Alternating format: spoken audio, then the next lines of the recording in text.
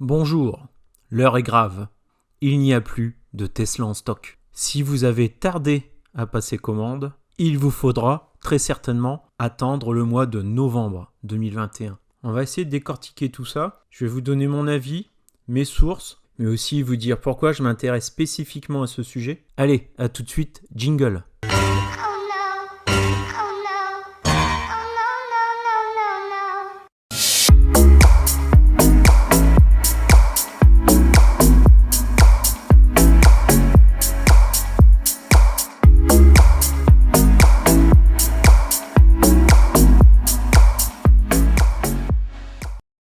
Alors déjà pour commencer, je dois vous avouer un truc. Malgré un test assez concluant de la Dacia Spring, suivi d'une précommande, je ne suis pas allé jusqu'au bout de la démarche pour mon second véhicule et je n'ai pas passé commande. Ma Tesla que vous pouvez voir dans toutes mes vidéos, c'est une SR Plus de 2020, commandée fin 2019. Commandée en LOA, je ne regrette pas mon choix puisque la baisse de prix a été assez conséquente. L'avantage de cette LOA, c'est que je n'ai pas eu à financer l'entièreté du véhicule et donc l'impact de la baisse de tarif est un peu moins dur à avaler et je n'aurai pas à me soucier de la revente du véhicule.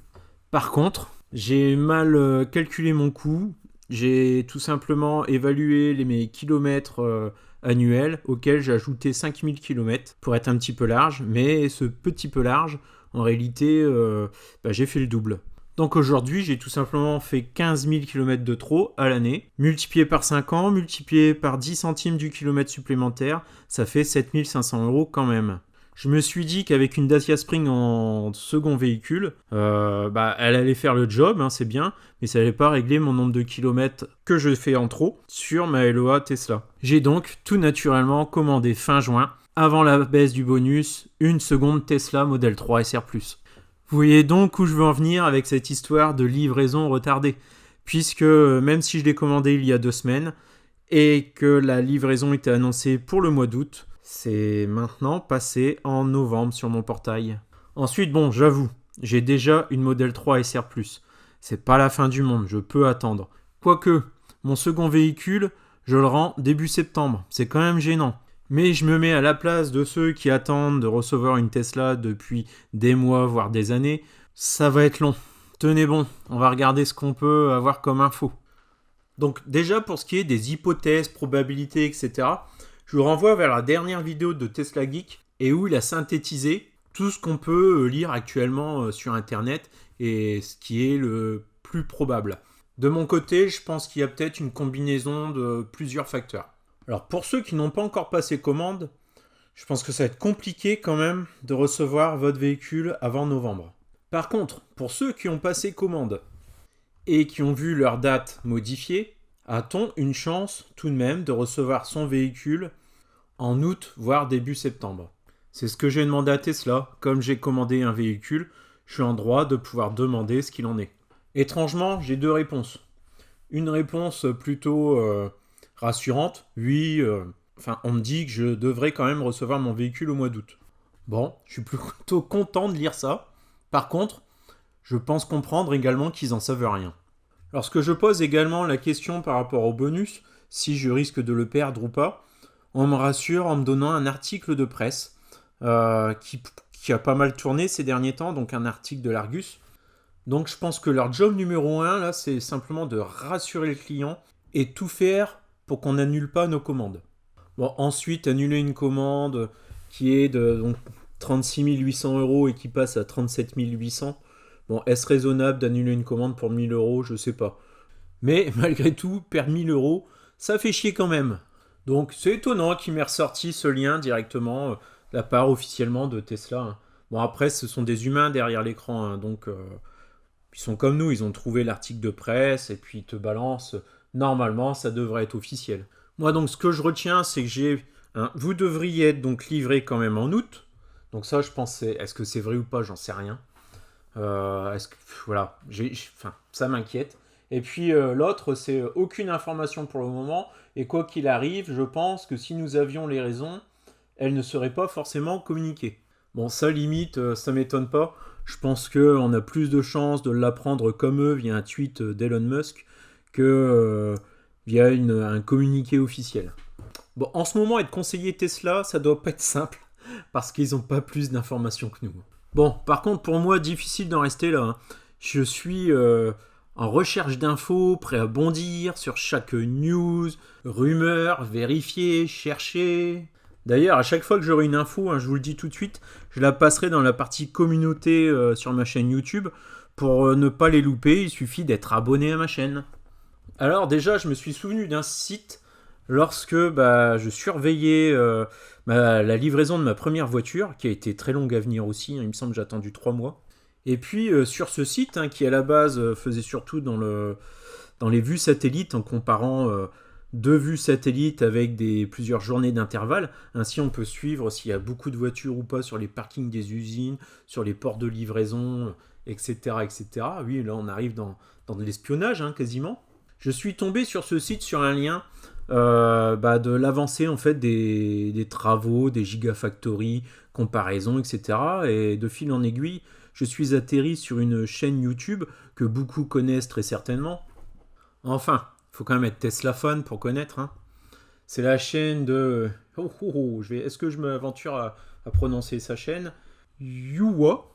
Et donc lui, ce qu'il fait, c'est qu'il survole très régulièrement la Gigafactory de Shanghai. Ça tombe bien parce que nos SR+, que nous attendons, elles sont normalement fabriquées à la Gigafactory de Shanghai.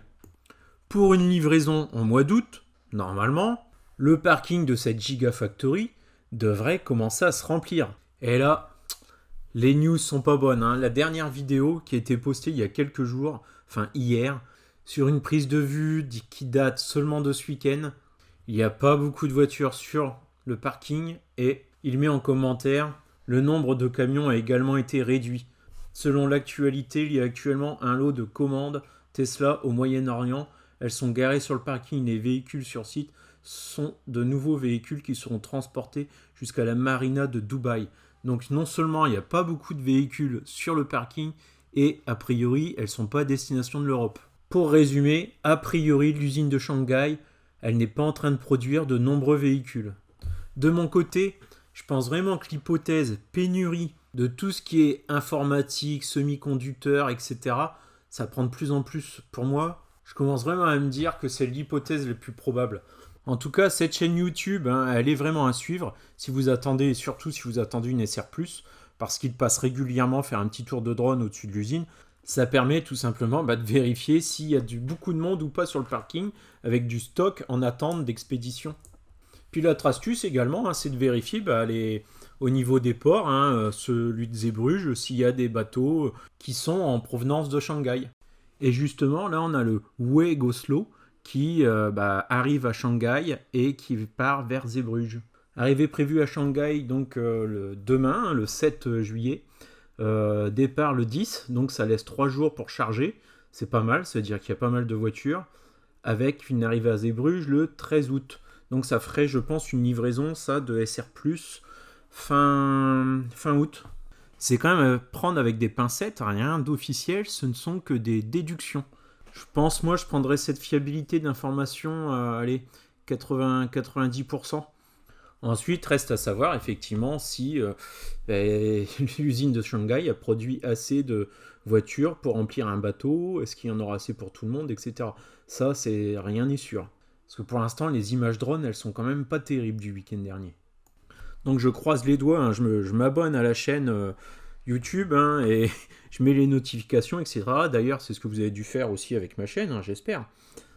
Et je croise les doigts pour voir dans 2-3 jours une nouvelle vidéo d'un parking de l'usine de Shanghai plein à ras-bord et des camions qui font des allers-retours vers le port de Shanghai.